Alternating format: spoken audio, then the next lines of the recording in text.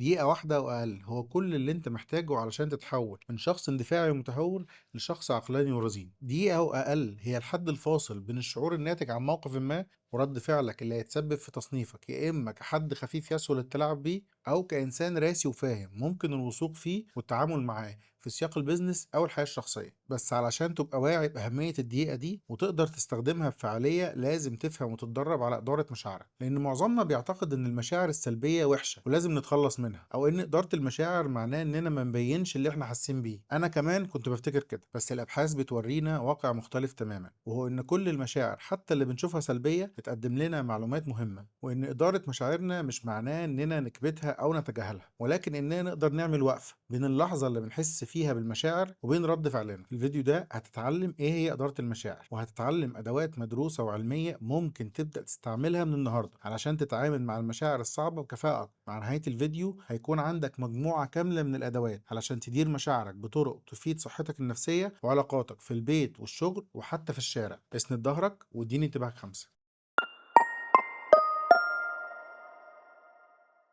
قبل ما نبدأ خليني أقول لك إن هي دي الحلقة اللي أنت كنت مستنيها من أول ما بدأنا سلسلة الذكاء العاطفي. هي دي الحلقة اللي هتجاوب على سؤال: لما أواجه موقف صعب ممكن أعمل إيه؟ وخلينا نبدأ بتنظيم المشاعر. تنظيم المشاعر ببساطة هو قدرتك على إدارة مشاعرك بشكل صحي علشان ما تدفعكش لتصرفات تلقائية وغير مدروسة ممكن تلوم نفسك عليها بعد كده، لأن زي ما أنت عارف الغلط لحظة والندم سنين. وده مش معناه إنك تكبت مشاعرك أو تداريها أو تحاول تتجاهلها، لكن عاوزك تفكر في إدارة مشاعرك كأنه زي زرار البوز أو وقفة استراتيجية بين الشعور اللي انت حاسه ورد الفعل اللي نفسك تاخده. يعني لما تمر بحالة غضب بدل ما تنفجر وتقول أو تعمل حاجة تندم عليها، الوقفة الاستراتيجية دي هتسمح لك تفكر ولو لثواني علشان تختار رد فعل أنسب يضمن لك رد اعتبارك بدون ما يوقعك في غلط تضيع بيه حقك وتبقى انت اللي غلطان. أنا عن نفسي متعود آخد دقيقة صمت بين الانفعال اللي أنا حاسس بيه ورد فعلي على اللي حصل، والسر كله في الدقيقة دي. الدقيقة دي هي اللي بتفرق بين الإنسان العاقل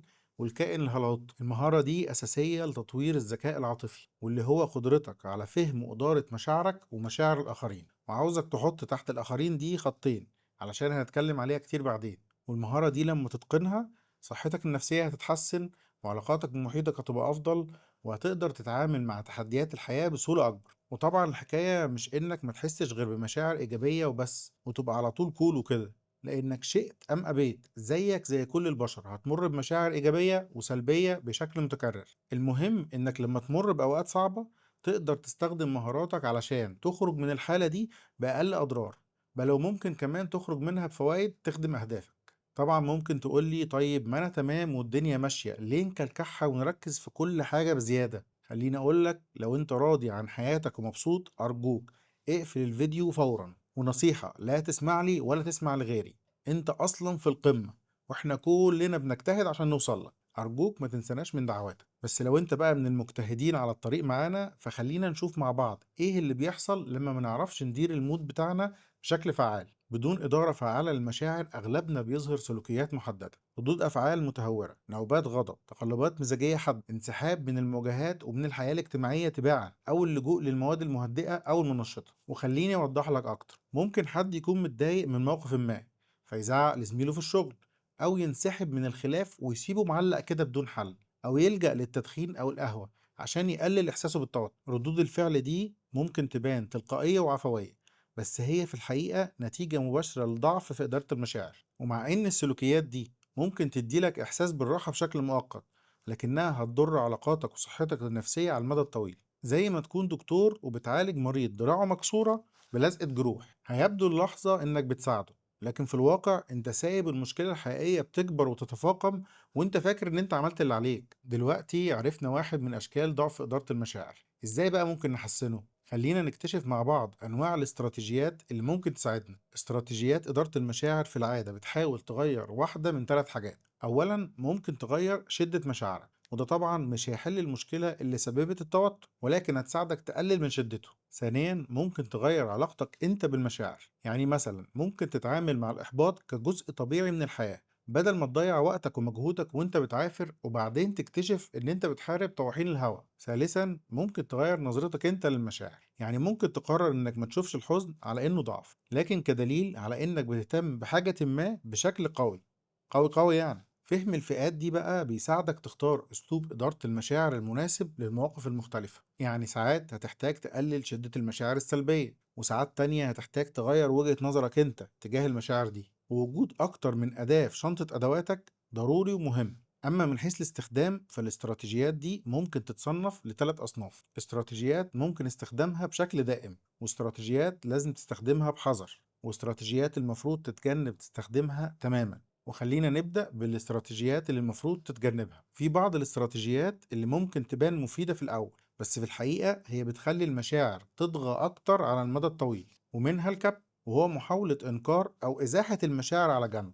وده كأنك بتضغط على كورة منفوخة هواء تحت المية، بتاخد منك وقت ومجهود علشان تخليها ما تظهرش على السطح، لكنك عاجلا أو آجلا إيدك هتتشال من عليها، والكرة هتنط بقوة أكبر في وشك أو في وش حد من اللي حواليك. استراتيجية تانية وهي الاكترار، وده معناه إنك تفضل تفكر في المشاكل من غير ما تلاقي حلول، وكأنك بتجري على التريد ميل، بتفقد طاقة وتضيع وقت من غير ما توصل لأي حاجة. استراتيجية تالتة وهي التجنب، وهي إنك تبعد عن المواقف اللي بتسبب لك مشاعر صعبة.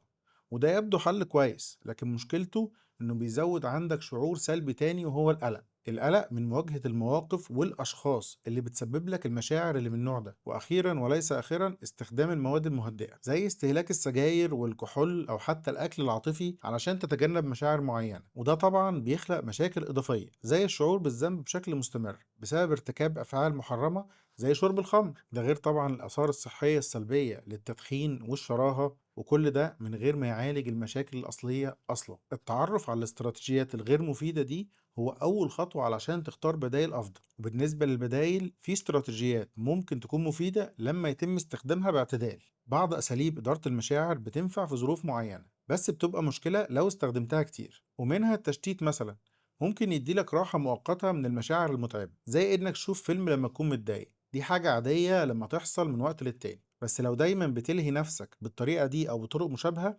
المشاعر اللي انت بتحاول تشتت نفسك عنها هترجع لك بشكل أعنف. كمان التخيل الإيجابي، وده معناه إنك تفكر في موقف أو ذكرى حلوة علشان يساعدك تغير مزاجك للأحسن، بس بشرط إنك تكون فاهم ومتصالح مع واقع إنك بتمر بمشاعر صعبة في الأساس، لأن ده جزء طبيعي من حياة كل واحد فينا. استراتيجية تانية وهي التفريغ.